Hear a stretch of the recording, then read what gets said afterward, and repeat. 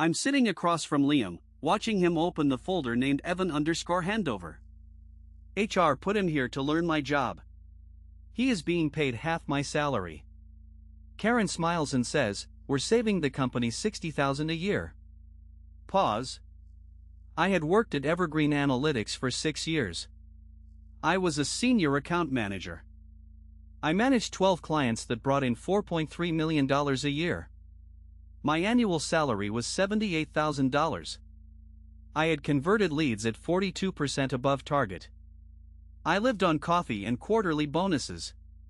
The morning they told me I was being restructured out, Derek from HR handed me a packet and a date. My last day was June 30th, and they'd want me to train my replacement next week. It felt filthy. Karen Mitchell, my manager of 4 years, had been praising my work in public for months. She'd sat next to me at last quarter's all-hands and said, "Evan is indispensable." Now she was sitting across from me in the conference room, smiling while HR explained how efficiency required cheaper labor. She never looked me in the eye when she said, "We're grateful for your cooperation." My hands were shaking. Training started the next Monday. Liam Cole was 26, friendly, and eager. He had been hired through an outside staffing agency for $38,000 a year and had zero background in our vertical. HR kept telling him to be humble and ask questions. Karen told him, in front of me, "Just absorb everything he tells you. We'll make this smooth." It was a performance, mine and theirs. I answered questions. I showed processes. I narrated every step of how I managed billing disputes, how I prioritized client escalations, how I pulled the monthly ARR dashboard at 6:07 a.m. on the first of the month. On my second day of training, I noticed a subfolder on the shared drive labeled transitions_2024/KM_proposal. I was old enough at Evergreen to know where confidential stuff got hidden. On a break I opened it. The first file was savings_proposal_KM_0406.xlsx. Inside, there was a line-by-line plan showing how Karen intended to replace 3 senior account managers with contract hires. It included projected savings, $180,000 in year 1, $250,000 in year 2. It attached an email from Karen to Derek dated April 6, 2024, 9:12 a.m. Evan's book is easily transferable. We'll move clients quietly and avoid severance. My chest went cold. Avoid severance, that wasn't a simple HR term. I opened the next file, an unsigned departure form with my name, a forged electronic signature, and a note, "Transfer client ownership to contractors, update contracts post-transfer." There were scanned copies of client emails with my name on them, and right beneath, versions with Karen's notes, "Change billing point to vendor X, do not notify client." I felt like I had been punched. My throat closed. I remembered a phone call 3 weeks earlier when Karen had asked me to delay a contract renewal until after the restructure. She'd said, "Trust me, it will save us headaches." I hadn't known the headaches she'd planned.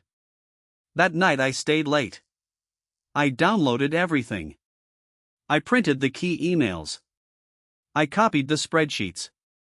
My hands were still shaking. I considered burning it all and walking away. But then I thought of every late night I spent building relationships with Brightline Foods and Haven Medical.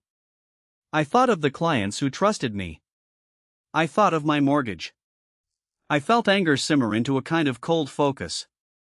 I didn't go to Derek with a scene. I didn't storm into Karen's office. I built a plan.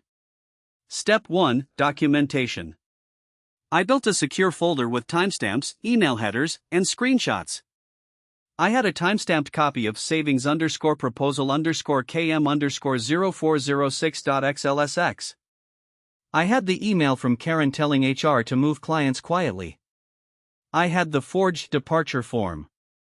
I printed a face-by-face timeline, April 6th proposal, April 12th hiring of Liam via agency, May 2nd the delay renewals instruction, June 1st transfer notes. Step 2, client protection. I wrote careful, calm emails to my 3 largest clients, Brightline Foods, Haven Medical, and Solstice Retail. I did not attack anyone. I said, "Hi, this is Evan from Evergreen. I wanted to confirm there are upcoming contract changes. I have been told my account is being transitioned and to expect new contact. Please confirm you received no unauthorized contract amendments. If you have questions, I'm happy to provide the documentation. I attached copies of the original signed contracts and a polite note that any unilateral change by the vendor without client sign-off would be invalid. I CC'd the client's legal contacts. 2 of the 3 replies were fast and protective. Brightline's legal team replied within hours, "We have no record of any requested changes. Please keep us informed." Haven Medical's procurement asked for a call. Solstice Retail sent a terse "Do not change billing point without written consent." My chest unclenched a little. The clients were mine, not Karen's to move. Step 3, escalation to the right people. I didn't want to go public. I took the folder and, on June 25 at 7:03 p.m., I scheduled 3 emails. One went to Michelle Park, CEO, with the subject line, "Urgent, possible policy violation, client transfers and forged documents, Evan Marsh." I attached the timeline and a PDF of the forged departure form. I wrote plainly, "Michelle, I have evidence that my termination was part of a plan to quietly transfer client relationships and avoid severance." Attached are timestamped documents. I'm providing this for a confidential review. The second email went to Evergreen's major investor, a private equity firm that hated lawsuits. The third went to a compliance officer I had found listed on the company's corporate governance page. I hit send at 7:15 p.m. My heart rate spiked. I imagined all manner of outcomes. I pictured myself escorted out in cuffs. I pictured firing. I pictured silence. At 9:02 a.m. the next morning my inbox blew up. Michelle Park requested an immediate call. Derek from HR canceled all transitional meetings. Karen's calendar went blank at 10:48 a.m. By noon, the legal team was in a meeting with Karen. I was asked to come in and give a factual statement. I was terrified but steady. I walked in with my printed timeline in my folder. My voice didn't shake when I described the documents and read aloud the "avoid severance" line in the forged signature. Karen's face was white. She denied forging anything, then her denial collapsed when the IT guy produced server logs. The logs showed she had accessed my departure forms and uploaded versions from her home IP address at 2:13 a.m. on April 7. She had forwarded the savings_proposal to Derek with a cover note, "We can do this quietly, save money." The internal investigation was brutal and fast. HR called in the investor's legal counsel. They put Karen on paid leave pending review. HR froze the hires through the staffing agency. They pulled every contract signed in the last 6 months for forensic audit. They apologized to the clients whose contracts had been tampered with and sent formal notices. Liam? He was contract staff. He had no idea about the back channel. When asked, he said he had been told by Karen that this was normal. He looked embarrassed and relieved at once. Within a week, the staffing agency terminated his contract after learning of the forged documents. Their liability clause didn't allow it. He sent me one email, "I didn't know, Evan. I'm sorry. I didn't answer." For me, the payoff was more complicated. The board's legal counsel called me in and offered options. They acknowledged I had been treated unfairly and that company leadership had acted improperly. They didn't want a public lawsuit. I had already considered a lawsuit, but I wanted more than money. I wanted consequences for Karen and a chance to walk away on my own terms. In the end, I negotiated a package, a $95,000 settlement, 6 months of health benefits, an agreed-upon reference letter that acknowledged my titles and contributions, and the release of my non-compete clause effective immediately. They also agreed to a formal HR policy update: no unilateral client transfers without signed client consent. Karen was terminated for cause on July 10. Derek was demoted. The investor replaced 2 board members. Liam's contract was cancelled, and the company hired a trained senior account manager to handle things properly. People asked if I felt guilty. I didn't. I felt vindicated and tired. I poured the settlement into an LLC and started a consultancy 3 months later. 10 of my old clients followed me within a year. Brightline signed a 3-year deal directly with my new company worth $720,000. Haven Medical moved to a retainer model with me. Solstice Retail was the last to go. We negotiated a transition that left Evergreen with a reduced stake.